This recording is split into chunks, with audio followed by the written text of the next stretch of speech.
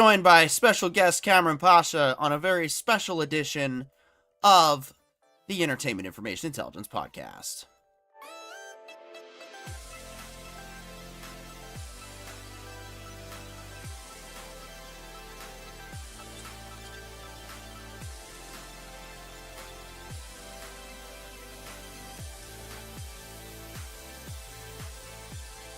Okay, I'm sorry, PD. Can you see me? Yes, and welcome to a special Thursday afternoon Entertainment Information Intelligence Podcast. I am PD York, joined by the amazing and talented Mr. Kamran Pasha, coming to us twice in 1 week. That is awesome. I mean, of course, last time we had you on the recorded, but now we've got you live, so we can hopefully have some discussion with some of your fans, some of our fans. We just have a great, cool afternoon Thursday, or it's just you and me. Either way, sounds like a good time to me. Well, it's great to be on. I've just alerted people on my Patreon and on social media that we're live right now. So hopefully a few people are going to join us. And then if not, they'll catch it on the replay. But yeah, no, it's wonderful to see you again. I guess we're doing two hits, this one live this week, because since we last spoke, on the pre-recorded one, there's been some developments and new information that I've gotten. Yeah, exactly. And I definitely want to get into that, but there is some other rumblings in Hollywood that's going on that I did want to touch on, that you've brought up in your Patreon, and that is, of course, the possibility of another writer's strike already. Yeah, no, I've been talking about it on my Patreon, and it is a real possibility. Writers are divided as to how real the possibility it is. I think it is more real than many of my colleagues believe. And now we have Matt Bologna at Puck, whose screen you got up there. He's a pretty good investigative reporter. He's actually confirmed a lot of my scoops on Star Wars. And now about 2 weeks after I put out on my Patreon, based on some certain things that were happening inside the Writers Guild, I thought that at least they're planning or considering another strike next year. And then he put out an article it's affirming exactly the same thing, that the events that we're witnessing certainly represent a very aggressive act on the Writers Guild's part. And what it is that about 2 weeks ago, the Writers Guild, which we haven't heard from, we writers haven't heard from anything from them for a few months, and perhaps for the best, because we don't, considering how the leaders of the guild have, in my opinion, screwed over a lot of things, right? It was perhaps for the best we hadn't heard from them, but suddenly out of nowhere, we got multiple emails from the Writers Guild in one day, which suggested something's going on. The first email was, basically talking about, how you have these writers that they claim were going to, actually, let me clarify that. I'm sorry. The first email, that was the second email. The first email was actually a report that they had been reluctant to put out. We have been pressing writers members. There's almost 15,000 members of the guild. We've been pushing the Writers Guild leaders to put out a report on the economics of the industry. How things have fared since this 18 months ago strike that they forced us to endure, and they were reluctant to do it. And months went by, and finally, out of nowhere, we get this report, and it's a damning report where basically they claimed that television jobs, which have been in the past, certainly while I've had a career here for the last 20, 30 years, television has been the economic focus of earnings for writers. That's changed now because of the guild's choices. We'll talk about that, but because of that, of the writer's strike, we had a 1 year drop in employment in television of almost 40%. 40% unemployment. I mean, that's over a third, 40% less jobs in 1 year. In any other industry, that's a massive collapse. In fact, in this industry, that's a massive collapse. It's unheard of. We never heard anything like this. And so they finally put a number to it. And people were just absolutely shocked at the number, and then shocked at that they actually would admit that. But of course, they didn't take any responsibility. It's all about how the industry is screwing us over. I was like, yeah, okay, you had no role in that, right? In shutting the industry down for 6 months right after COVID restrictions were lifted after 3 years, right? Because LA was the hardest and longest to lift COVID restrictions. The rest of the country went back to normal, and we were still acting as if it's March 2020 for another year. And so that was the first email. So that was surprising. And again, for me, always, I think I've said it on your channel, I always ask one simple question: why now? Why now, right? And so why is this coming? And I felt it was answered that within an hour we get a second email, which is about a group of writers that are named by name that the guild claims broke the strike last 18 months ago, that they were scabs, that they worked on unauthorized projects during the strike and were being publicly shamed, and some of them they were all being punished in some capacity, some of them essentially being unable to be involved in the guild for a couple of years, that kind of thing. Really, really extreme actions.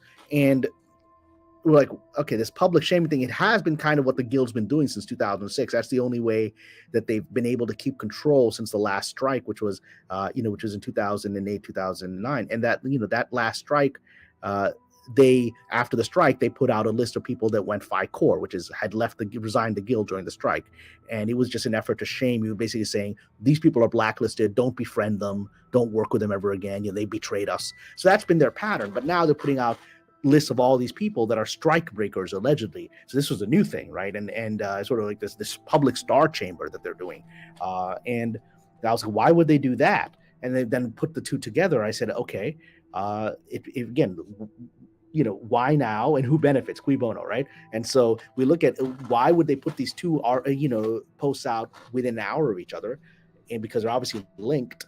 And so one is a post saying that the industry is failing to give us work in an egregious fashion. It's dropped employment by 40%, and look at these strike breakers. So that suggests to me that they're saying, okay, we're going to fix this industry by going to strike and forcing them to increase employment, which I don't even think the United Auto Workers thinks they can force Ford to create more jobs, right? The idea of unions is to give benefits and protections to existing employed, but they've now convinced since the last strike, they unwisely told all these young new members of the guild that we're going to get you to full employment, right, through all these shenanigans we're doing, which they got the opposite. They got 40% less jobs, right? And so now I think their goal is again to say, well, we're going to go on strike to force an economic change, as if they're Maoist revolutionaries. We're going to force the system to change. And in case you're thinking of not participating or betraying us, we're in advance going to tell you of what we did to the people from last time, right? They're obviously linked. And so for me, that was an alert that these people are thinking of striking again for the most egregious and idiotic of reasons, thinking that they can force people to create new jobs, right? Strikes don't tend to create new jobs. I think that's basic economics, right? And so I said that, and at the time, as usual, as always, it's not pleasant. I'm on the fringe. I'm ahead of the curve. I'm saying this, my fellow writers like Cameron, I don't think that's what this is. You're reading too much into it. This whole reading tea leaves thing. I was like, I don't know. I just go with my intuitions, man. And I go with basic understanding of human nature and basic understanding of economics. And that's, these simple things. Why now? Who benefits? Always leads to some kind of answer, usually an unpleasant answer, right? And an unexpected answer, because it's not what it appears to be when you actually ask those two questions. And within 2 weeks of me putting that out on my Patreon and trying to tell other writers, man, I think that's what this is about. We now have, Matt Belloni at Puck, the former editor-in-chief of the Hollywood Reporter, a really inside guy, putting out a detailed analysis of this whole strikebreakers, star chamber where they went after these people in the kangaroo court, where apparently not only did they penalize these alleged strikebreakers, they changed the rules of proceedings in the middle of the proceedings. I mean, that's old Star Chamber stuff that the founders fought a revolution over, right? Because the British king he would bring you in front of the Star Chamber, and then it was a kangaroo court. I mean, you couldn't control your witness. You couldn't bring witnesses. The rules would change. The tribunal, you were already guilty in advance. I mean we fought a revolution against this kind of garbage, right? Yeah. And that's what he says. And his point was that it looks like they're taking an extremely aggressive stance, suggesting they're going to go into a very ugly labor negotiation next year, which the Writers Guild has only one method that I've seen in the 24 years that I've been a member, which is that, and no other guild does this, including the Directors Guild, which never strikes. The Directors Guild always gets what it wants very quickly without having to do this. And the Writers Guild uses this sort of madman approach where before every negotiation, they demand that the Writers Guild members pre-approve a strike authorization. So they can walk into the negotiation saying, anytime now we can call a strike because it's been pre-voted for. So we don't have to go to the membership. If you don't give us what we want, we'll call a strike in 5 minutes. And that's the kind of aggressive, insane thing, but that's not what a confident person does, right? That's not, you don't walk in, with your gun pointed at the negotiating table. That's something that a scared person does, right? If you watch Tombstone, Doc Holliday isn't scared. Right? No. You watch that movie, God bless Val Kilmer. Doc Holliday isn't scared, when you got Johnny Ringo trying to rile him up and pointing a gun in his face.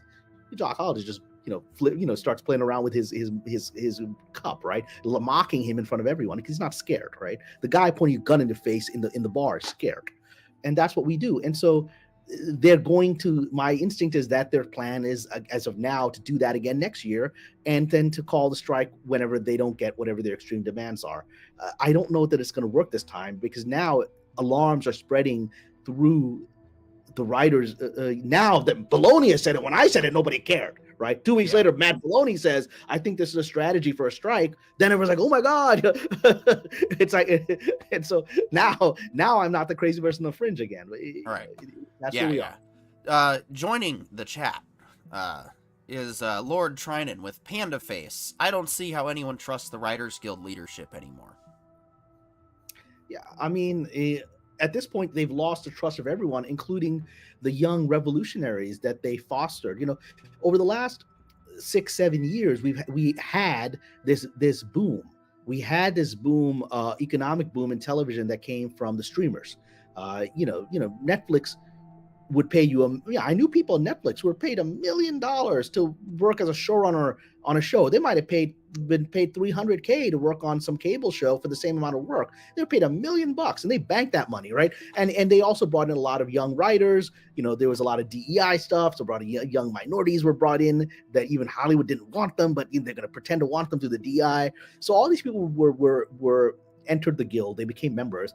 And a lot of them were very young, and we all remember what it was like to be young people with revolutionary ideals. We all had them, right? We all had them, and life eventually punches you down. But when you're in your college years, in your 20s, you think you can transform the world. And, maybe God bless them. Maybe these current college kids will actually transform the world. My generation failed to do that, right? And so, so you got these young kids coming in, and they were immediately emotionally manipulated by the Writers Guild leadership, because for them, the idea of a strike was so exciting. This was their chance to fight back against the man. And I've been through one last time, right? I've been through one in 2007-8, right? I've been through it. And so I know that, it's like, again, any veteran out there, and I know we have veterans involved in Writers Brothers, so please forgive me for making the analogy. But anyone who's fought in a war, doesn't want to fight in a war, right? I mean, after that, I mean, everyone That's who's a yeah. chicken hawk I fights mean, war in theory, right? there's a couple of things I'll clarify real quick on that. Is one, yes, I fought on the front lines of a pretend, drug war that's still going on to this day. And look, for as much fun as it was, I felt like my time was being better spent in Alaska, regulating the fisheries, making sure that Yeah. we're not overfishing our fish populations. Um, I know there's people that probably think that that's a bunch of phony baloney, which I did for a long time until I was up at Alaska Fish School with, a bunch of veteran coasties that have been in for 14 years that specifically work in Alaska and they love Alaska, and then it's not that hard. Dredging's bad. Yeah. But the other thing is, war is won by logistics, so it's not even like really war fighting, but logistics are expensive. And anyone that's actually been to war doesn't want to go to war, so you guys don't want to strike. So like, what's the guild even like? I think I said this during the last strike that happened. I don't think it was just the writers who turned into another actor strike. I think I said this too. What purpose is being served at this point any further? Like, what? Well, the purpose is the same purpose of the Cultural Revolution, right? What purpose does that serve except destroy China's 5,000-year intellectual, spiritual history, right? The purpose that it served was to keep the Gang of Four in power while Mao is, doddering away, in a hut somewhere, living in a, as his life nears an end. You have the people that are trying to secure their future, their power in a teetering system. The best way to do that is to get people fighting each other, right? And so that's how Madame Mao and the other clowns involved in the Cultural Revolution try to maintain their control. And that's what this is, which is the Writers Guild leaders. I mean, I've worked with some of them. I've worked with some of these board members. Didn't have good relationships with them for a reason, right? I mean, you can imagine our personalities would clash, right? And I've worked with some of them, and so I know them well. And there's a reason our personalities clash. Because even in writers' rooms I work with, I was like, I don't like these people, right? There's something wrong with them, right?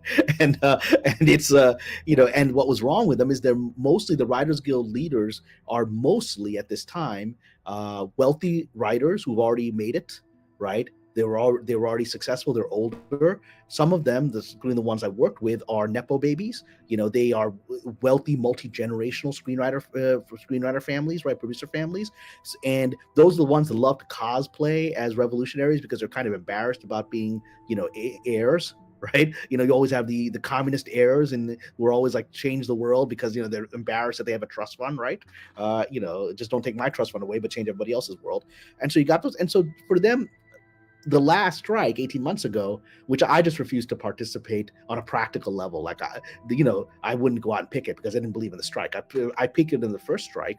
This one I was like, these guys are clowns. I'm not going to picket for them. So I never went. But from what I could hear from my friends who did go, I mean, these guys were just loving. They're loving the attention. They're loving getting up as worker heroes standing there, a crowd of 500 people who are just cheering them on, and we're going to fight the power. And Bob Iger knows who I am, right?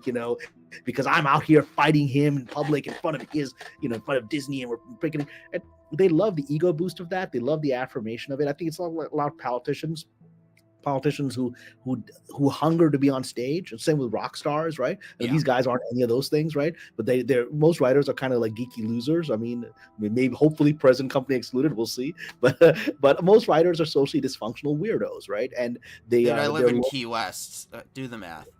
Yeah, so but they're weirdos.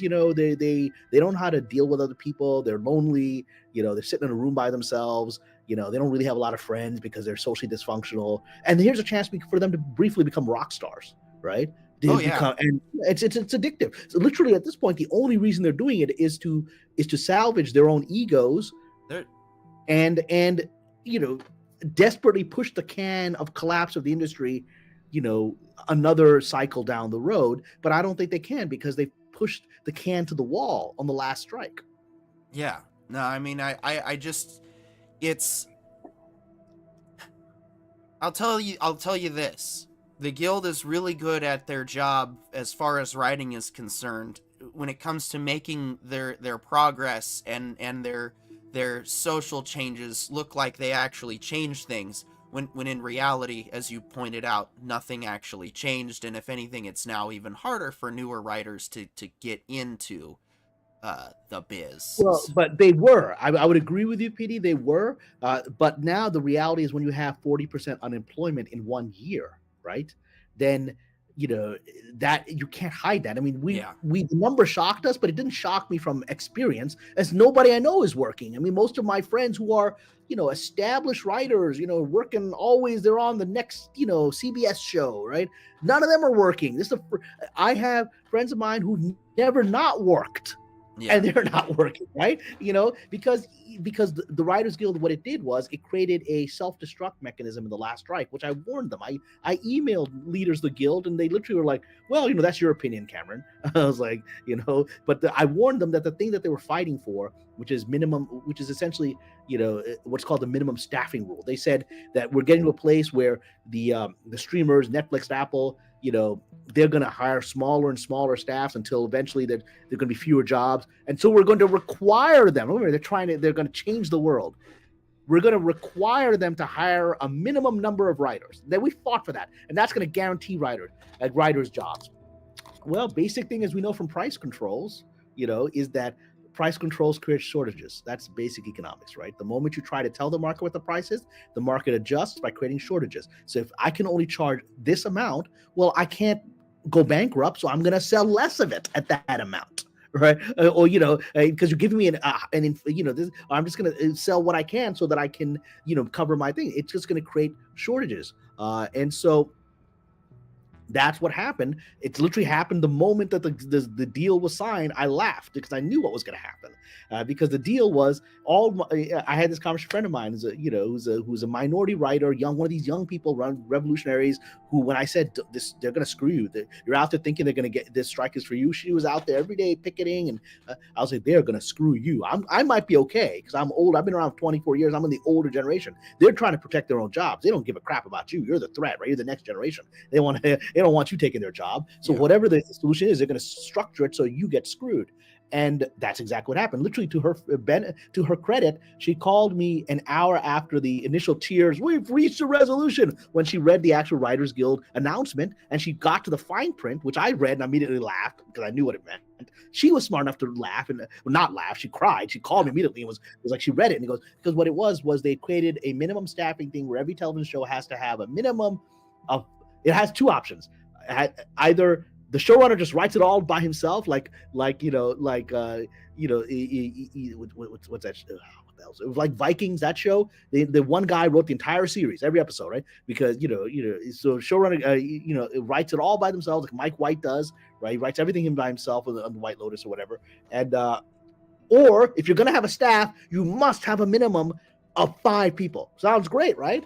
Except the minimum requires that those 5 people be upper level writers, the older generation, not staff writers, not lower level. They weren't guaranteed a job. They're the ones that struck for this, right? And then when they read it, they're like, wait a minute, you're guaranteeing the old people jobs? We're not included in this? You can have a show of 5, executive producers who are 60 years old, and that's good enough? There's no staff writers, no next generation to train? Because previously, even shows that had like 5 older writers, they felt obligated to bring in at least some younger writers to keep the system going. Now they've locked it in just for themselves. And so of course they're not going to hire and the next thing I knew was going to happen was, which happened within 3 days. The moment the strike was over, the show's people returned to their jobs, except they didn't return to their jobs because I warned, again, basic price control situation. Once you establish a minimum, price, that becomes the maximum, right? Once you establish that there's a minimum writing staff that's required on a TV show, all the shows go, why do we need 15 writers? If you're telling us you can do a show on a minimum of 5, we're just going to bring it down to 5, which is exactly what happened. So all these CW shows like Superman and Lois and All American, within 3 days, they announced that they were cutting the writer staffs that were returning from the strike from 10 to 5. Yeah. This is just basic predictive how human beings behave. Once you tell us you just need 5 writers, that's what's going to happen. On NCIS, the biggest show on television, I have friends of mine who were high-level writers on that show. All of them were let go. This is the most profitable show on TV. So, and it went from like a 15-person staff down to 5. The old dudes who started the show 25 years ago, they're just going to write it for themselves and keep all the money for themselves, right? Because now they have the way to do it because they have this minimum thing. We don't need 15 people. We just need the minimum. It's just going to be us. So now when they did that, they created a permanent structural damage to the system, which of course now the logic, how do you get 40% drop in jobs in 1 year? It's when you create this minimum writing thing and you no longer, that other 40% were the extra people beyond the 5 that shows would hire. Now they're just hiring those 5. Yeah. And so there's no way out of the situation unless we get rid of this minimum staffing. But how can they do that? Because that would be admitting that they screwed everybody. And that would be also taking away the protections for their own generation of writers that they've done. This is literally their social security system that they've set up for themselves. So it seems that the Writers Guild has successfully struck itself into a corner. Yeah, and struck the entire industry into a corner. Great. Because the industry is now adjusting to a new reality. Well, it's going to have to, yeah. And then it becomes the norm. You know, we why should we ever have a 10-person writing room ever again? We've done it now for 18 months successfully with 5. Yeah. We've proven we don't need all those other writers. You've proven it. It's never going to go back to what it was because they've structurally changed the system. So they've permanently lost those 40% jobs. It's not possible unless there's a massive new technological boom. We're making shows on hologram for the holodeck that suddenly require a whole bunch of new writers, right? The technological boom of streaming was a one-time generational thing, right? Until we have a new technological boom where the entire medium of how it is transmitted to viewers changes, that's done. They literally killed the goose that laid the golden egg at the height of its goal. Yeah. So going back to your point about feeling empowered like revolutionaries, Lord Trinan says, I think movies like V for Vendetta and Hunger Games filled too many young minds with dreams of being revolutionaries, so they were too happy to jump into things without thinking. As someone who loves The Patriot, like almost as much as I love Star Wars, yeah, that's a good point. I can see your point. And honestly, that's further emphasized by the fact that, well, V for Vendetta especially was heavily politicized from its original intent, which was just supposed to be generic authoritarian power. Of course, in the movie, it's, right-wing fascistic power, which, is a possible way that you can get a tyrannical takeover. You can but remember, any ideology. In that movie, they released a virus that created a global pandemic that set that in motion. So, a little bit of predictive programming, perhaps. It's the takeaways for me are V's speech. The takeaways for me are the fact that nobody in there is necessarily campaigning for like the downfall of Christianity. They're just campaigning against just the monopoly of power that power. But it's like, it doesn't matter what ideology you put in there. Anything can be twisted, put in enough propaganda, and you can turn people into horrible things. It's just the fact of this existence, and it sucks. Well, I mean, it's human nature. Yeah. If you just read The Prince by Machiavelli, there's nothing new in any of this, right? There's only 2 economic systems in history. There's free trade and there's feudalism. That's it, right? And the powers that be never like free trade because it equalizes, it creates middle class, it equalizes, economics and loser spreads YouTubers can build their own channels and fan bases and influences. Yep. So the system, powerful people have always preferred feudalism. Feudalism is a few group of people control all the resources and everybody else is their servant, their serf, their slave. So whatever economic system you pretend you have, those are your 2 options, right? So communism is just feudalism. That's all it is, right? The Politburo has beautiful mansions and you live worse than you did before when you had the czar, right? But that's for the benefit of the Politburo, right? They shrink the 1% anyway. Fascism is there. Fascism is a combination of government and business controls, right? Who align together to create that system of oligarchy. And then, frankly, Marx. The only smart thing Marx said. Marx was actually a very good critic of the dangers inherent within the rising capitalist system. His solutions were completely wrong and against human nature, but he was actually very useful. It's actually as someone who is a free trade person, libertarian, you should read Marx to understand the dangers of the system because he pointed out. Yeah, of course, and you can understand. But Marx was correct about one thing, which is that capitalism has within it the seeds of its own oligarchy, right? That the nature of Andrew Carnegie said this in the 1890s in his wonderful essay, "The Gospel of Wealth." I keep a copy of that on my desk. Right, he said that in the 1890s, and he said Marx was correct about only one thing, and this is the ultimate capitalist, Andrew Carnegie, right, the richest man in the world, right? And he said Marx was correct about one thing, which is that the competitive nature of capitalism is that it leads to monopoly. Right, it leads to the strongest survives and takes control of everything. Right, and that inherent, even if you don't get a full monopoly, you get to an oligarchy of the Rockefellers and the Gettys and the Carnegies, which is what he was critiquing. He was part of an oligarchy now. He had risen as a capitalist, and now he's part of an oligarchy. That wasn't good for America. He said that. And so all systems, the Rockefellers, once they benefited from capitalism, no longer wanted capitalism. Yeah.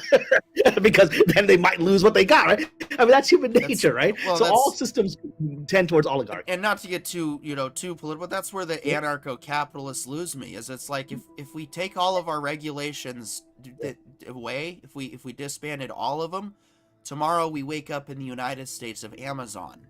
Hail President Bezos. No, I don't think so. And so we'll get back to this, but that's what the Writers Guild is. It's an oligarchy, right? And it's. But again, the pressures of an oligarchy disguised as a representative democracy. Wait, hold on. Revised as a revolutionary thing. And let's go back to our chat here for a second. Real quick. Stephanie Janizek is joining us before she has to head off to view Revenge of the Sith.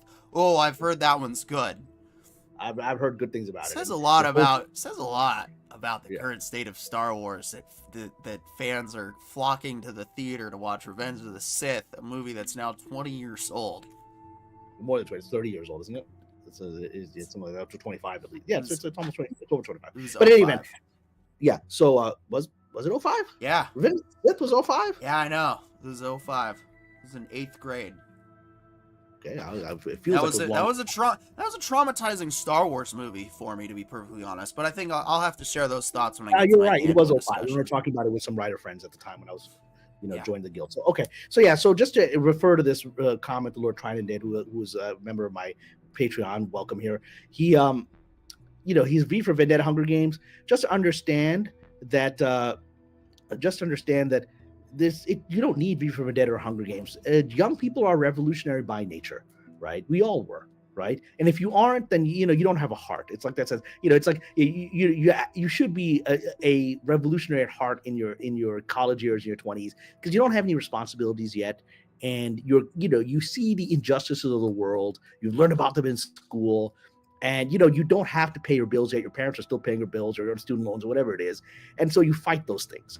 And then eventually you hit the world and the injustice of the world. You become part of the system to survive and put food on your table, right? So I don't think it's a bad thing that young people see the injustices of the world. I think a lot of what's happening in universities is actually a very good thing. People, a lot of the people that are grumbling about protest universities now, I remember when I was in college, we're protesting the first Gulf War passionately, against Saddam Hussein and Kuwait and all that, right? And so, but now they're their grizzled parents, and they're like, screw these, all whatever. This is a cycle of human nature. And it's actually not a bad thing. I think it's important that there's an element of the human condition that still has ideals, that doesn't like to see injustice. I think if we all became pure, practical people, humanity would devolve into a very, very ugly thing, and it would lead to the end of art. Art is revolutionary by nature. Art is there to critique power by nature. The power can be left wing or right wing, whatever the power is, art critiques it, right? And because it's not left or right wing, like I said, it all just comes down to oligarchy and control. You give it any flag you want. It just comes down to a few group of people telling you what to do, telling you how to live your life, right? Telling you what you can believe. You can make it left wing, you can make right wing. It always comes down to the people that are just telling you what to believe, right? And telling you what to do. And it is good that young people want to fight that. And maybe we're at a period of time where I think that's actually going to make a difference in the sense. I don't think it's going to make a difference in the Writers Guild, because I think Writers Guild has created a system that will implode the guild itself, right? But maybe we're at the time of implosions. I think broadly in this country, in the world, we are seeing the final gas of the oligarchy of the boomers, right? I think a lot of what's happening in the world today and in the United States is the product of the oligarchy of the boomers, right? A selfish generation that did not fight World War II, that was the product of survivors of World War II and was raised in a safe world as a result. And so it's a narcissistic generation that believes it's all about itself, and they're still in power right now. I mean, and so that's going to end within 10 years. And I think that the systems that they've created since World War II inevitably are going to end.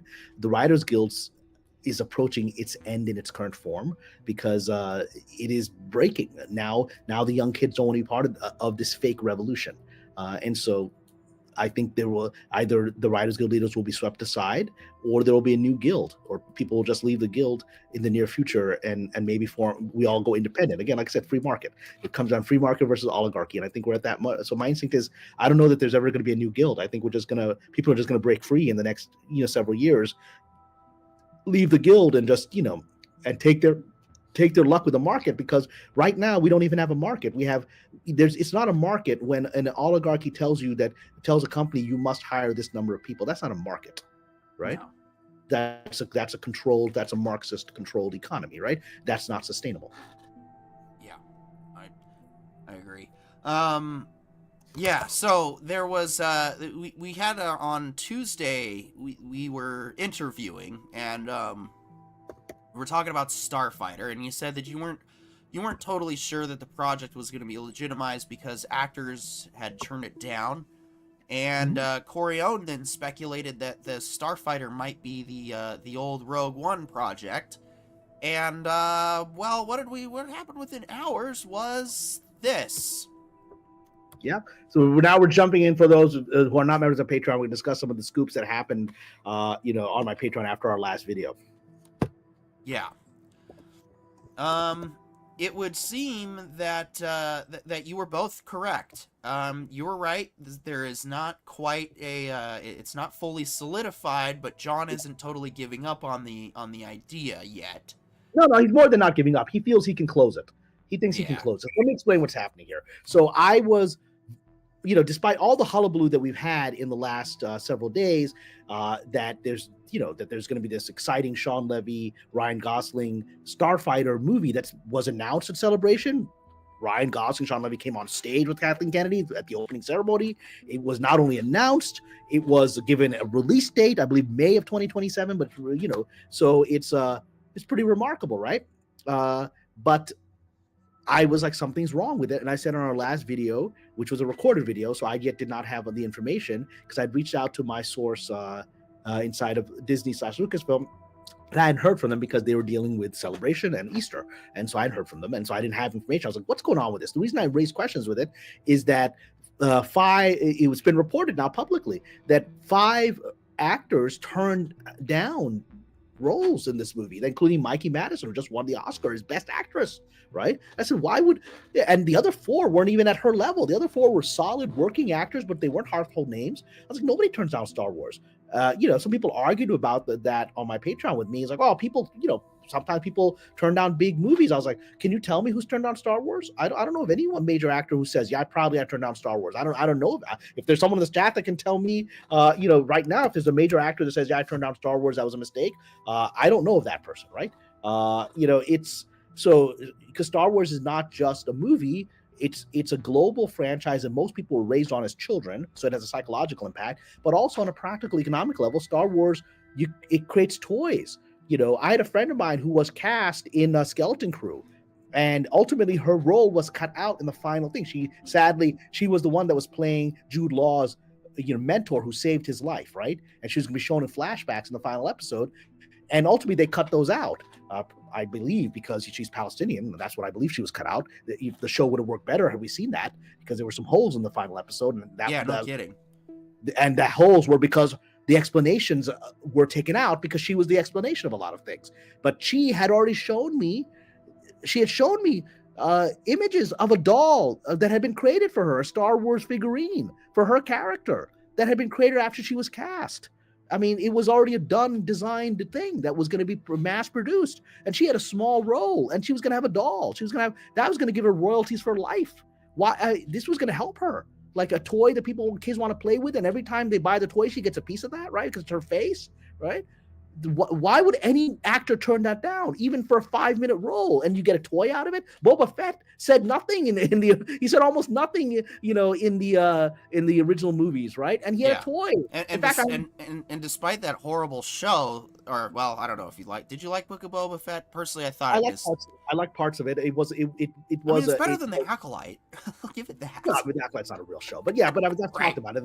The Book of Boba Fett was skewered because Gina Carano was supposed to have been in it, and when they removed her, they had to rewrite the whole show at the last minute, and it didn't work.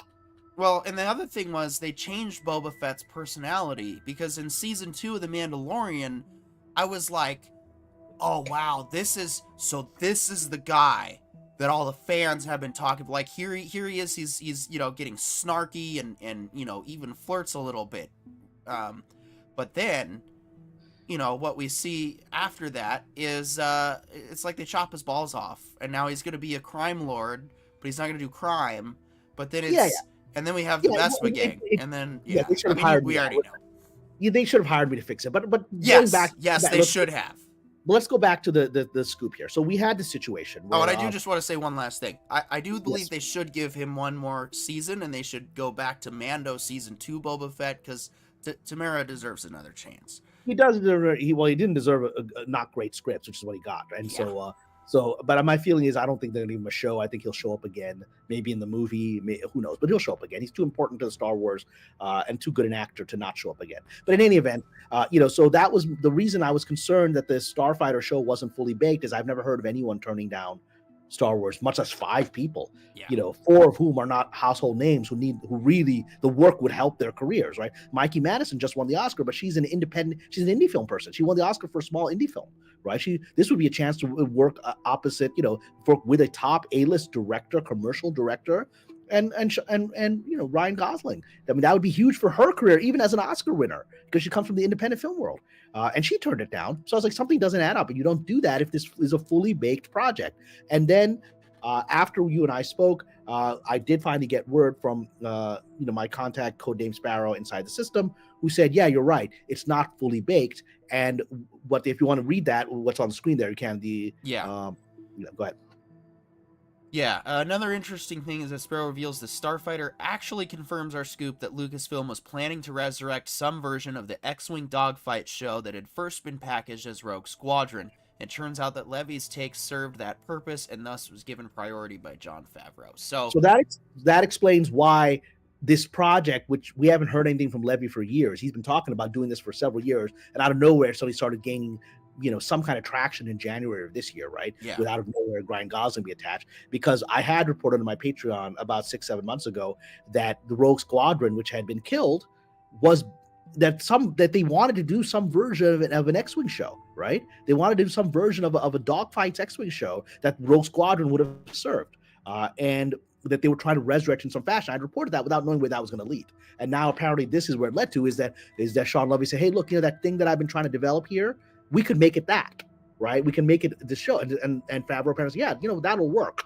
But the problem is this is the reason that it is not fully baked yet, according to my source. And again, you can say, well, Cameron's source is, I don't believe that source, blah, blah, blah. You just have to see, does it connect the dots? And their explanation connects the dots.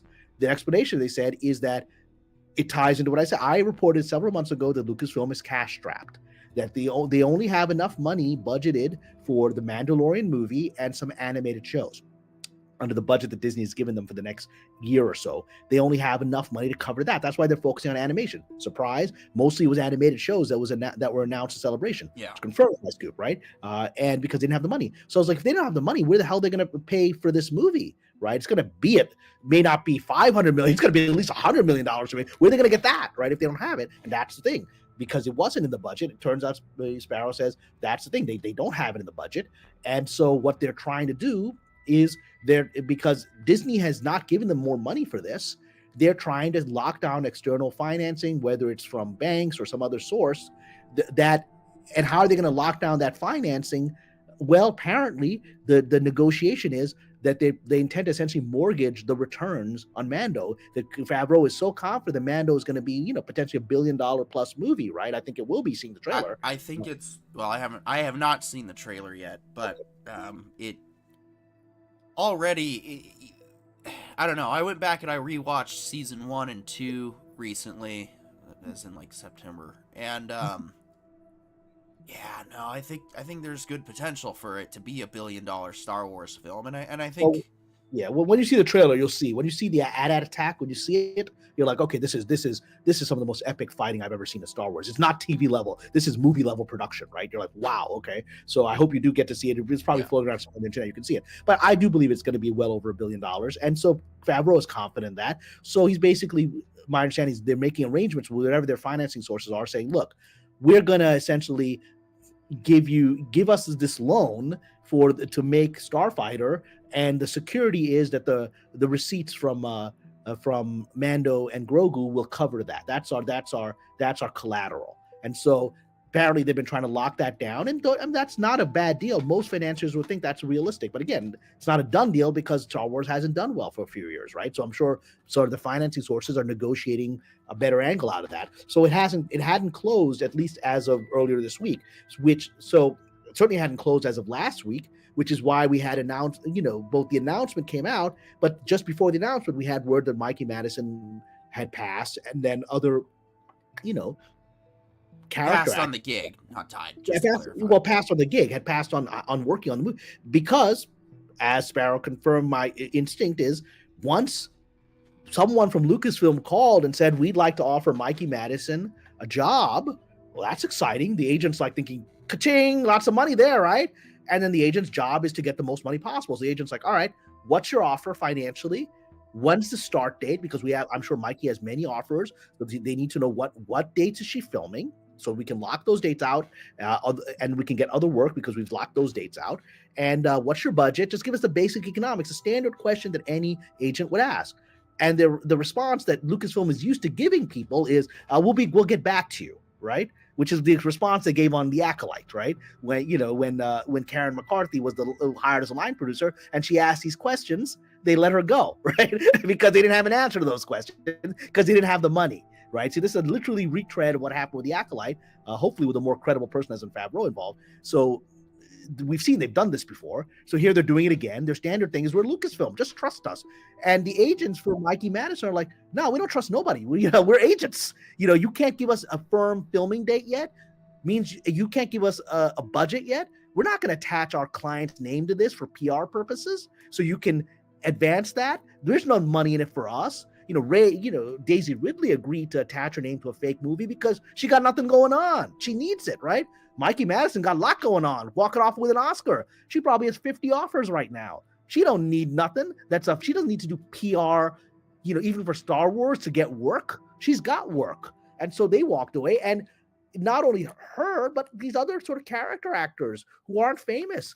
The agent's like, dude, you can't give us this firm date when you're filming yet? They're like, give us a couple more weeks. They're like, what do you mean a couple more weeks? Are you Lucasfilm or are you not Lucasfilm? What joke is this? And they all passed, right? Because that day of trust me, bro, with Lucasfilm is over. The industry's seen that. Acolyte, the agents for the people who did the Acolyte, it's probably the same agents. There's only a few agents at that level, right? So they're like, they already went through the economic nonsense with the Acolyte, right? And now they went, and the Daisy Ridley's people know that it's not real.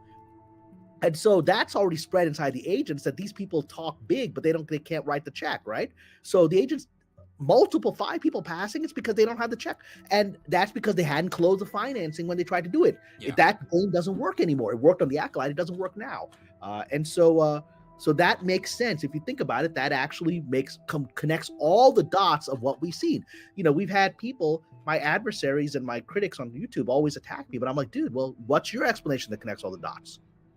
And the general explanation that Star Wars is dead is not an explanation that connects the dots. That's just a mantra. Yeah. That's just a religious mantra. It doesn't mean anything. Yeah, no, Star Wars died in 1999. Star Wars died in 2002, 2005, 2015, 2012. What do we get it? Star Wars is dead. Okay. Yeah, we get it. So you go mourn it somewhere, and the rest of us are going to watch. Nope. You're going to hate watch, and then you're going to clickbait titles, and then you're just going to blobbity blob. Anyway. Yeah. Whatever, it's fine, and they're going to keep doing that. No, yeah, it's a free YouTube away, and as we were saying earlier, I mean, I'm pretty much as libertarian as, like, my politics are basically Jeffersonian republicanism, to be perfectly blunt, or Democratic Republicanism. But yeah, just do whatever you want, just don't hurt anybody. It's all I care about. Yeah, well, so that's the big scoop we've had, and again, I think it explains where we are. But Sparrow felt very confident that this thing's going to close because they have this isn't Kathleen Kennedy running around with like no name actors, after Bob Chapek says, I'm not going to give you money for Acolyte, and then she's desperately trying to finance things by going to shady people that you don't want to be in business with. And then they're like, well, we're going to put this stuff in there because we've got, agendas for social change that you're going to serve our nefarious secret masters on. Right. And that's what the Acolyte ends up becoming. Right. This is more straightforward. This is, hey, look, I'm Jon Favreau. I've got Sean Levy. This guy's $1 billion filmmaker. I got Ryan Gosling. You don't just have Ryan Gosling. You've got Ryan Gosling. Okay, based on the information that we have analyzed and that's been provided before us, yes, Gosling is not doing this paid right now, at least as far as we can tell. Unless Levy's kicking bills behind the table. Gosling wants to be here. Gosling wants to do this. This is like, okay, we have a guy who wants to be in sci-fi, who's been around the film industry, who, let's not kid ourselves, he's a pretty handsome-looking dude. The lead of Star Wars. This guy's successful. This is going to cement him forever. This is another $1 billion Star Wars movie already happening. And especially, it could be even more so if they do decide to actually, pull the game storyline and try to do that, which could be really cool, because then we get story in the prequel era again. That follows along, follows alongside. But either way, I see the wisdom that John's going here, but we also got to see this is something to be excited for as fans, and not because it's gonna happen. Okay, Shanatsky in the chat said every time they've announced something, you're right. There's some stuff that does happen. I think the odds are. I'm still saying the odds are very likely that's going to happen, but more likely than the Rey movie still. Yeah. Yeah, I mean, it isn't close, and there, and so that's why I've been the hesitant one. And I want it to now.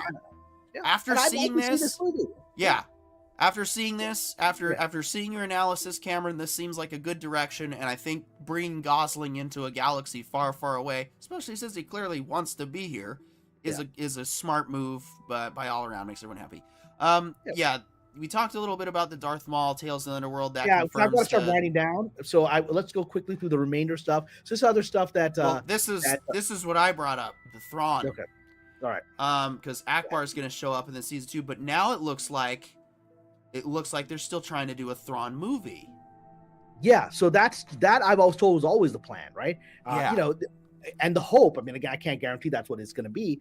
Many of us have hoped that the Thrawn movie is essentially going to be a reboot of the Thrawn original novels, right? Yes. The Heir to the Empire, right? Because we've not even had the phrase "the Heir to the Empire." We've had Ahsoka say it, right? Heir to the. So they're dropping the little Easter eggs. But so what? The other interesting thing that the Sparrow revealed to me is that because it's been announced that really wonderful news that Admiral Akbar is coming back in to Ahsoka as an adversary for Thrawn, and Sparrow said that's just the beginning. That's a teaser. That's a teaser because as of now, the plan for the Thrawn film is that it's going to be told, whatever the storyline ultimately is, whether we see Jorah Sabaoth and all of that stuff, whether that's the Heir to the Empire storyline, how it's going to be told, it's going to be told as a war, a strategic war between Thrawn and Admiral Akbar, the two geniuses of their sides, right? And so what the teaser that we're going to see is Ahsoka. We're going to see the beginnings of that rivalry, and then the movie is going to be told from the point of view of these two strategic geniuses trying to outsmart each other, right? In the context, and that can still work into if they did go with the Heir to the Empire storyline, that still works, right? You can still have Akbar being, change a little bit of the story of who the strategists on the Republic side were, but more people would be interested in Akbar than some new character, right? Being that, and so for all of us who love Admiral Akbar, because he was just briefly appeared and we just fell in love with him, right, in the original movies. I mean, I saw Return of the Jedi, and that's why we have the meme. It's a trap because he, that puppet, if you will, that was so emotive and so interesting, and so compelling. I even remember moments of Return of the Jedi when you had the moment when the when you actually had the Executor, which is the top Imperial Star Destroyer, Yeah, the which was Superstar Vader's Destroyer. ship. Yep. When it crashed into the Death Star, which was the physical sign that the battle is turning in the Alliance's favor. They were losing, and then you have that sort of kamikaze pilot hits the bridge, and the ship goes down and blows up. The entire ship blows up against the Death Star. They cut to Admiral Akbar just sighing in like relief that wow, it's turned. They did And it. just that it was so because he captured the feelings of the audience. That's what we connected with him. And then they did this horrific, shameful, garbage mistreatment of him in that fake Last Jedi movie where he was, barely on screen, then killed off screen, and then even the Tim Rose, the puppeteer / actor who's played him since the movies, publicly said in interviews that he was so humiliated and disrespected on that set by the idiotic crew that he cried for the humiliation he endured. So this is shameful. And now to bring Admiral Akbar back, not just as a part of a TV show that's not about him, but to make him the center of a movie again, to make him a major character against Thrawn in a movie, I'm on board with that. There's no other way. That completely unravels Rian Johnson's shame. Yeah. No, I honestly, I'm excited to see how they're gonna pull that off and shape it up, and that's getting back into that highbrow Star Wars, but I think that's going to be kind of more original trilogy oriented, maybe not as, heavy-handed as Andor, but Andor did warn us that it's a heavy-handed show, so I'll be getting into that, of course, once Cameron finishes up. Let's see. While over the chat says, let it go, guys. Mandoverse is too different to be the Thrawn trilogy to be adapted accurately. Rook died in Rebels, and Thrawn didn't have Night Sisters working with him in the books. Well, I mean, that's possible, but yeah, again, I don't think we're gonna get we're not gonna get a faithful adaptation at this point. Well, I mean, they're gonna go if with Jon Favreau, they're gonna get a good adaptation.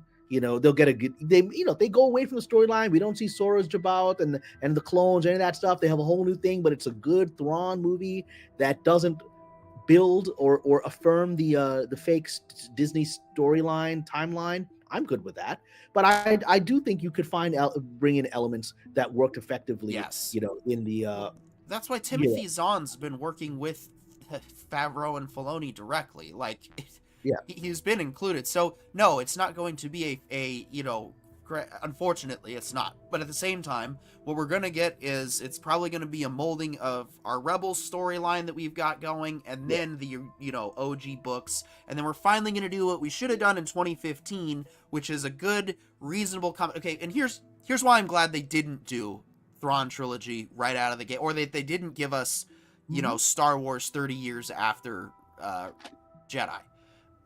It would have been 90% expositional. And most of the audience would have been bored as hell trying to figure out what's going on. And then we get 20 minutes with our heroes at the very end.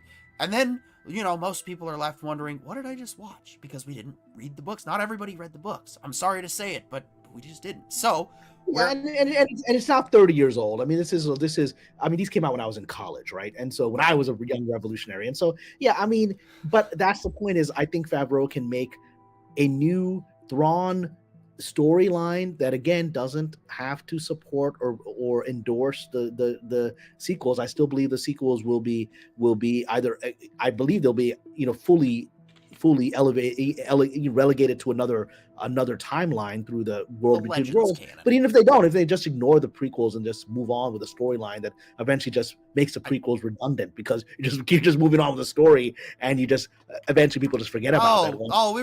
I guess we forgot to go that way. Anyway, yeah, that's kind of where I'm at. And I don't need generation. People will put it into. I mean, that's in that scenario, people would just put it into the Christmas special. They just, you don't even think about it, you just move on, right? So, because Boba Fett was introduced in the Christmas special. I mean, we talked about the toys, right? Boba Fett was introduced in the Christmas special, and he was just so cool and badass looking that they created a toy out of it, and then they created a character out of that, right? Right. and so that's what it comes out to. Boba Fett originates in the Christmas special, so if Boba Fett's canon, then the Christmas special is... Yep. Yeah. That's all. So maybe the last thing I'll talk about, which is disappointing for some people, which is the Cal Kestis situation. That I have to head out. So I had reported on my Patreon that the beloved Cal Kestis from these video games, this sort of survivor of the Jedi Purge, that he was coming, and the original plan was to bring him into Ahsoka season 2. Well, from what I've been told, that's been delayed, not because of anything inside of Ahsoka. It's because what I was told, again, they're trying to introduce Cal Kestis on screen when they release the third video game that he's supposed to be part of. And the original plan was that was going to coincide with the release of Ahsoka, right? But apparently there have been production problems on that game, putting it 6 months to a year off of its timeline. And Lucasfilm does not want to introduce this character without a parallel tie-in at the same time. So apparently he is out of appearing in Ahsoka, and they don't know when he's going to appear, because now they're like, damn it, fix the game and get it right and get it done. So he may appear in a future show. He may appear in a future animated show. He may appear in Starfighter, for all we know, right? It's just whenever the game is released, they're going to put that character there. So, and I was told that actually would like him to be a movie guy. Like, they think he's an interesting enough character to carry the movies. So maybe he'll appear in Starfighter. Yeah. So it's not a no, guys. It's just not right now. Not yet. Because it makes economic sense. Again, the whole thing is my source is saying things that make sense to me.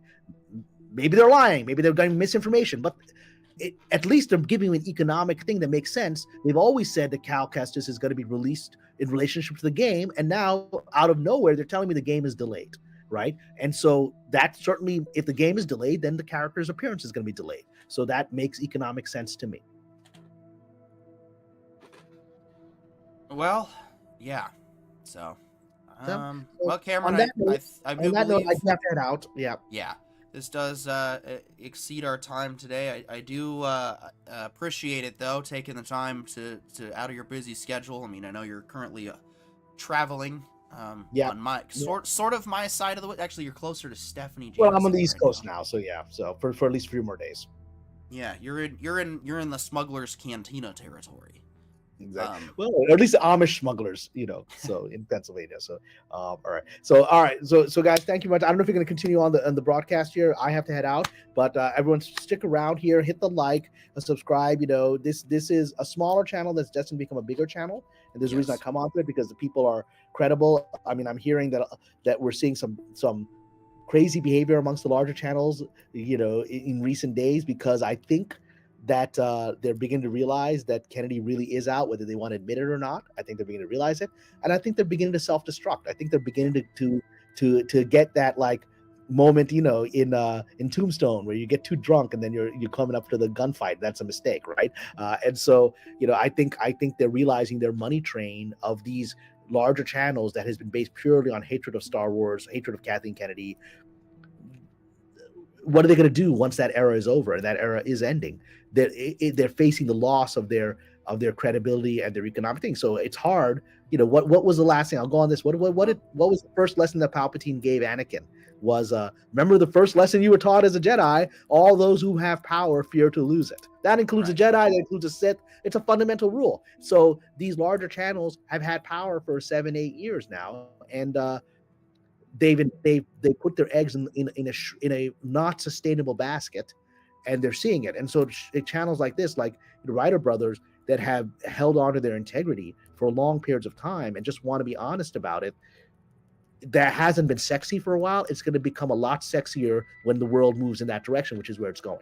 Yep. No, and I mean, part of it's also our own, 2024 was a shit year, and eventually we'll talk about that when the time's right. But we've certainly had our own set of hiccups and so forth. And yeah. So it's all good. So, but I'm saying, but my whole point is that, you're investing in channels like theirs or Latino Slant, or Korean's channel, other smaller channels that are slowly but steadily getting bigger, and people are going to be looking for integrity, and that's what this channel represents. I cannot confirm with 100% certainty that we don't have bot subscribers, but I can say with my own certainty that I have never purchased a subscription for bots, and we never will. So, one of the things we pride ourselves on is we have a very clean social blade.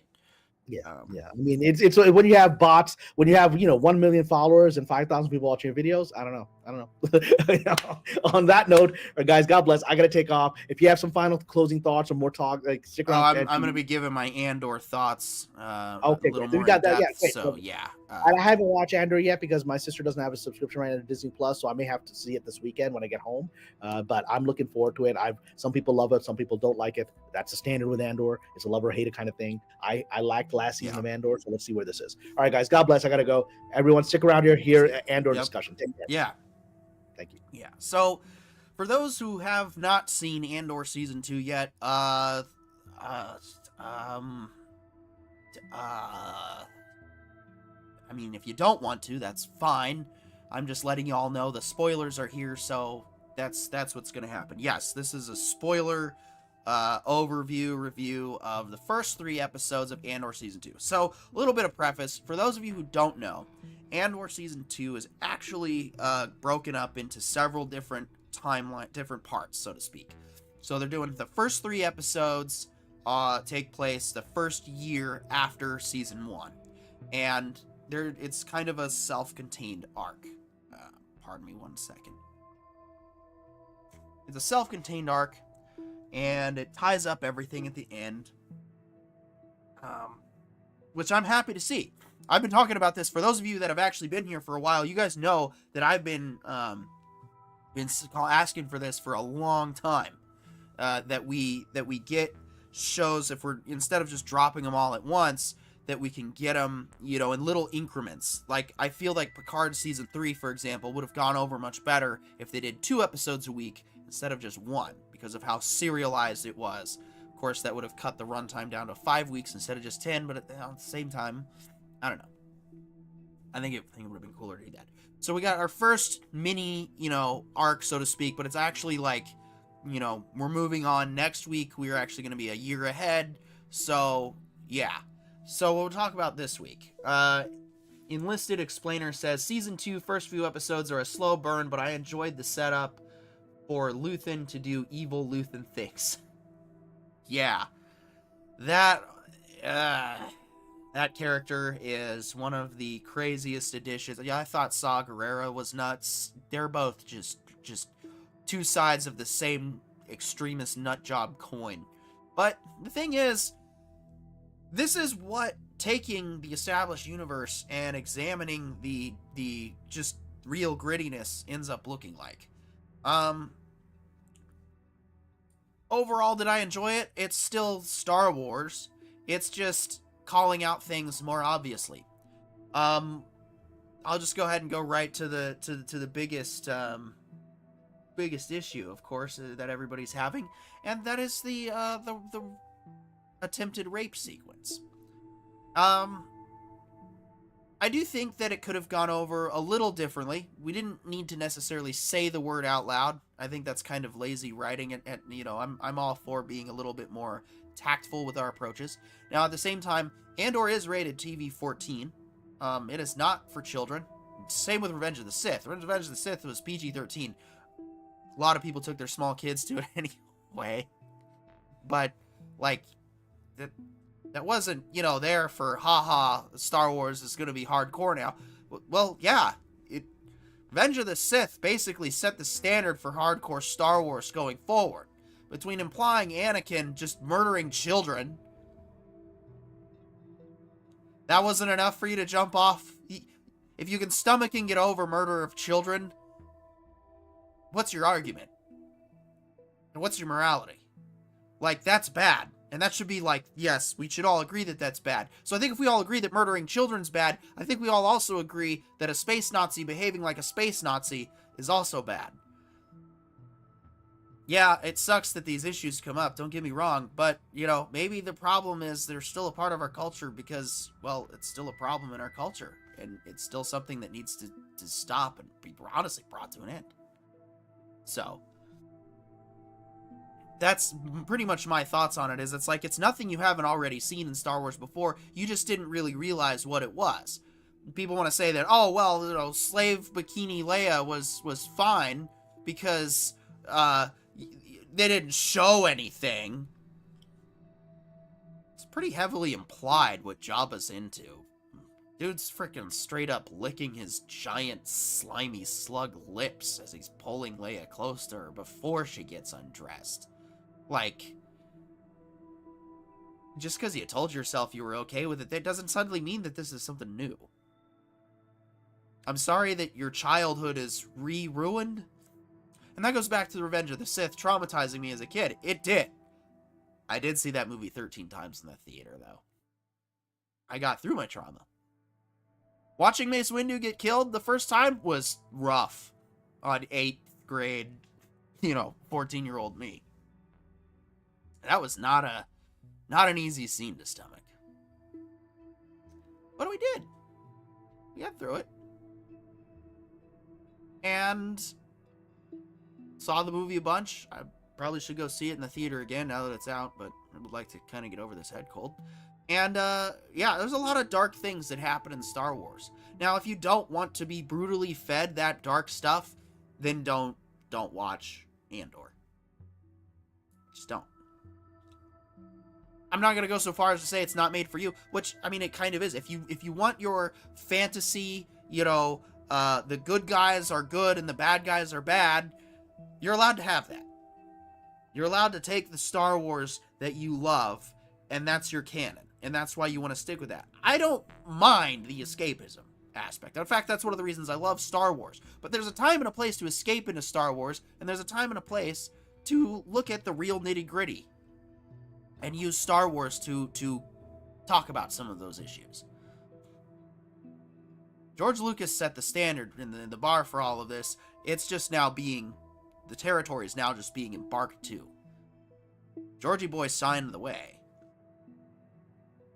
He doesn't mince words. The Galactic Empire are the space Nazis. And that's what we're seeing with this show, is, we're not seeing the farm boy who's kept away from the horrors of the war, who's then chosen to, bring the final blow, or at least set in motion the final blow, by destroying the Death Star. Yes, that's, who everybody wants to be. That's the guy Andor wants to be. What you're basically seeing is what happens to Luke Skywalker if Luke Skywalker doesn't get to be Luke Skywalker. Instead, he's thrown into the galaxy with all the other schleps. That's what Andor is. Everybody wants to be Luke Skywalker. We all did at one point. Luke was my favorite Jedi for the longest time. And then Obi-Wan became my favorite Jedi. And now, well, if we're not talking about the Obi-Wan series, I don't know if I actually have a favorite Jedi anymore, to be perfectly honest. I like my, I guess I like aspects of all of them. You find the strengths and weaknesses. There's times I liked Mace Windu. There's times I pretended to be Mace Windu. Yeah. I know, the resemblance is uncanny. So, none of that's been ruined for me watching Andor. And I don't really know why it's been ruined for others watching Andor. But if you feel it is, then stop watching Andor. You don't have to accept it.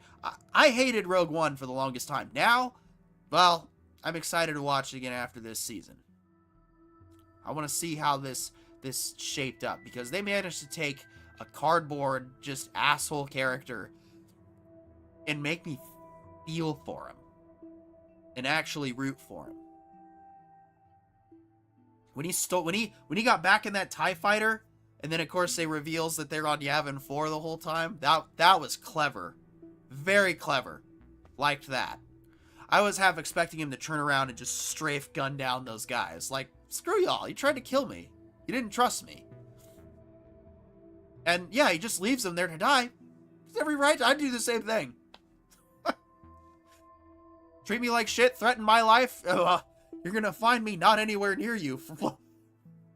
Big mystery as to why. Enlisted Explorer says, I think Cameron mentioned John Favreau's potential plan is to split Star Wars between kid-friendly content and sort of kidult-friendly content, and Andor would be in the latter. Yes! We don't need to go full Star Wars Game of Thrones. That's not necessary. We don't need, grotesques. We just don't need it. Is it going to happen? For everything, there is first time. Fight the inevitability. I mean, I don't know. Fan fiction exists where they have grotesque things. So, what are we really getting up in arms about? And yes, there is kid-friendly Star Wars, and then there's a more adult-oriented Star Wars for the fans that grew up on that stuff, but would like, a show that maybe does show things a little more realistic, a little more relatable, a little more like, yeah, you know what? Not everybody gets to be the guy that gets the medal at the end of a very awkward medal ceremony. If you take the music away, it's just a couple of guys walking down a hall. Get the medals. Can anybody hear, see what's going on? Oh, we're clapping now. Right, yeah. Anyway. Still love you, episode 4. Really, that scene has nothing to do with the scene at all. That's just John Williams being John Williams. That's literally, that's gotta be what happened. Is John was like, hey, George, I made this movement, and I don't know where it's gonna go in the film, but you really gotta listen to this. Ba ba ba ba. But yeah, it's like I take the Twin Sunset, but I do it with all these horns, and there's fanfare, and it's really cool, but you already blew up the Death Star, so what do I do this for? Don't worry, buddy. Got you covered. And then, what do you know? We've got our, awkward, long scene of walking down the hall to get our medals and say, yay, we did it! Movie over! Self-contained arc in a, 2.5-hour film. There are fans that I think still exist that's it. There's only Star Wars. No, Empire Strikes Back isn't real. Neither is Return of the Jedi. Those are bastardizations of an already perfect movie. That's not me. Star Wars is my favorite. 5 is a masterpiece. Revenge of the Sith is also a masterpiece. Return of the Jedi is a competent expositional resolution film. But it does fall short in some areas. Attack of the Clones, not my favorite, but it does have some of my favorite moments in Star Wars. Same with Episode 1. And we don't need to talk about the sequels. Andor is a special kind of show. And I'm not going to be one of those assholes that's like, oh, if you don't like it, you're stupid. Stephanie Janizik explains why she doesn't like it. Do I agree? Not completely.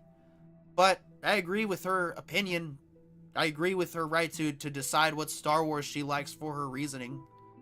And I agree with the right to express discontentment. But you see, the problem I have is all these accusations that everybody wants to throw at each other. They all want to assume this bullshit about, oh, well, you take a stand, you're okay with the I'm okay with the implications. And yeah, I am okay with this scene. Because what we had in this scene was Space Nazi attempts to become Space Nazi and takes what doesn't belong to Space Nazi and gets killed for it. The lesson here is, if someone tries to rape you, kill them. Oh. I guess certain people in certain religious positions might take issue with that.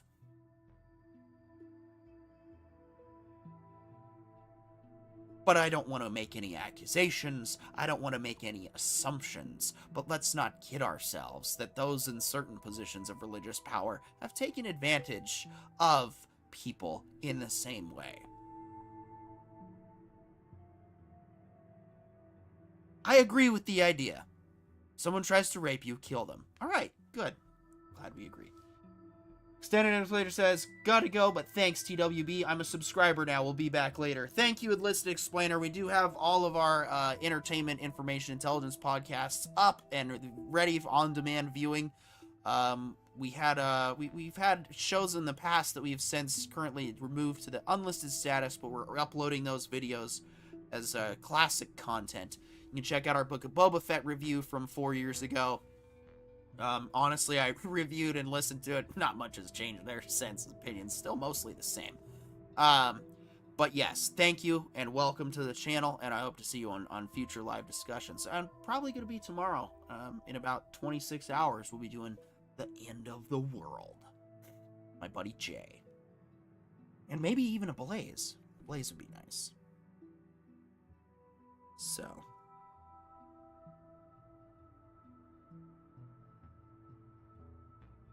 So yeah, Andor Season 2 is John and the G94 says 3 years, actually. Oh, that's right.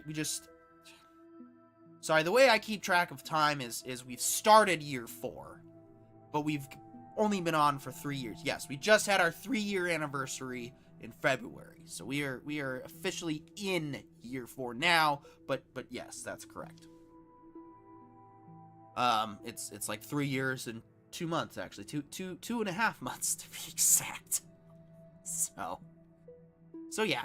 Andor is not for the faint of heart. Neither was Revenge of the Sith. Revenge of the Sith? And then even the first Star Wars movie. They'll blow up a planet, kill billions of people. Billions of men, billions of children, billions of women. Just billions dead in an instant. But that's fine because it's fantasy. Just genocide. Book of Boba Fett came out all the way at the very tail end of 2021. Yes, that's when it premiered, and then it finished up. I think it was either January or February, but we talked about it on our very first podcast back when we called it the Tuesday Night Live Show, which has since been rebranded as the E2IP. I can actually flash that on the screen. There, save your hashtags. Alert. Yeah, save this as one of your... Oh, wait. No, I can't flash it on the screen because I'm on the wrong... Right. I'm a competent showrunner, I swear. Yes, no, we are the longest-running micro-channel on YouTube. Well, how do I claim this title? Well, okay, so if you're one of those channels that's like, well, I've been around for 20 years, and I've got, like, 6 videos. I don't care. And no, you don't count. You want to know why? Because you're not posting content regularly. If you have 190 subscribers and you've been posting content regularly for 20 years, no, sorry. Posting public content, okay? If it's unlisted, that doesn't count. Posting public content and live streaming for the last 20 years, fine. Come steal your title of longest running micro channel from me. That would be hilarious to see anyway, and I'd actually feel a little bit better about my channel in that instance. But until such time, we have been going non-effing stop since February 22. Yeah, February 17th, 2022. Have we had some breaks here and there? Yes. Did we have some, not so great shows in 2024? Sure, absolutely. Also, just was not a great time in 2024, so what do you know? But now, things are better. I live in Key West, Florida. I have a great life at this point that I'm able to now somewhat share with some of you. That's part of the reason why I want to get this channel going, is so that I can help everybody else continue to elevate and improve. Yes, PD York's big agenda with trying to grow a channel to 5 billion subscribers is to try and find a way to help all 8 billion of you hairless apes to live happy, live healthy, and live the longest, best life that you can. That's my agenda, is a happy, thriving humanity. That's the big secret of TWB, is to free all of us and declare the sovereign citizens of the world, of which we are. We are sovereign beings. That is just a simple objective fact. We want to free everybody from their tyrannies, whether it's in your own mind, whether it's in your government, whether it's just whatever it is. I won't be happy and satisfied until we're all happy and thriving. I mean, I enjoy happiness here and there, but that's the agenda of TWB. So yeah, that's our big secret. That's our big plan, is to help people. Woo! So yeah, and to do that, we bring you honest, quality human content, like our honest opinions. Nothing shared here is a lie. Nothing shared here is intended as a misdirection. Yes, we do speculate a lot. We give theories. Sometimes we get it wrong. We're one of the few channels that will admit when we're wrong. Done it before. You can go back. Wait, I might have censored it. I might have to go back and see if I did. We did a special called The Wrong Brothers. If I have to put it back up, that's fine. But yeah, no. We don't do we participate in clickbait? Well, analytics are analytics. You can only fight the math so long. But as far as rage bait, this is not a rage bait channel. That's what the end of the world is for. But even then, it always just turns into fart jokes and, shitting on everything politics. Now, what you get here is our honest opinions, and you get to share your honest opinions with us.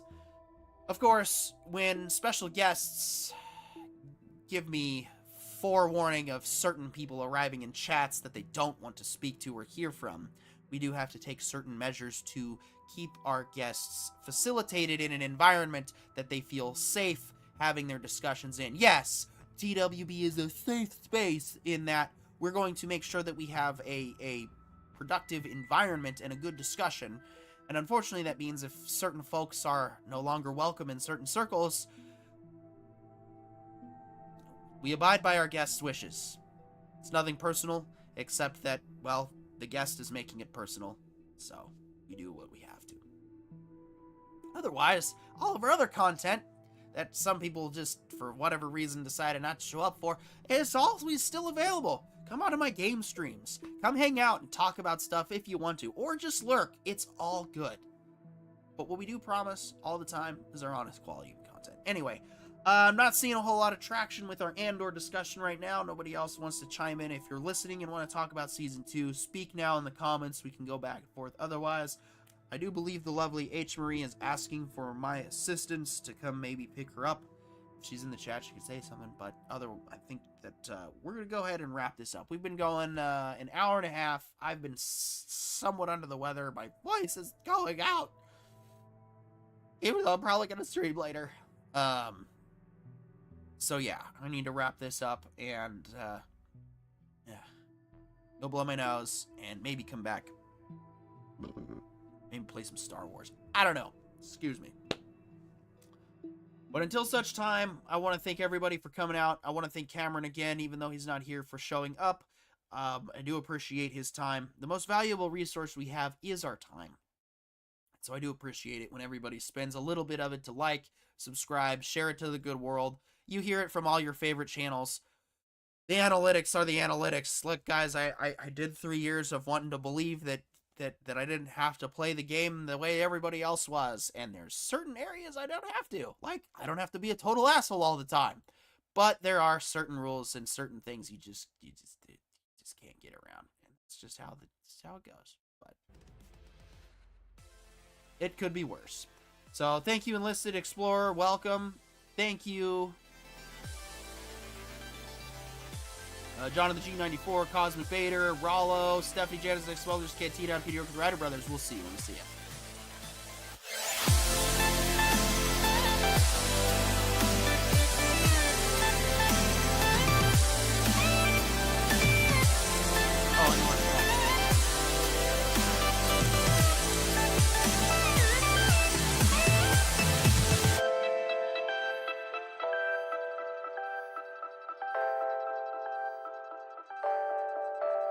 This has been a presentation of the Rider Brothers. Oh, wait, no, sorry. This has been a presentation of the Entertainment Information Intelligence podcast from the Rider Brothers. The Rider Brothers, restoring respect into discourse.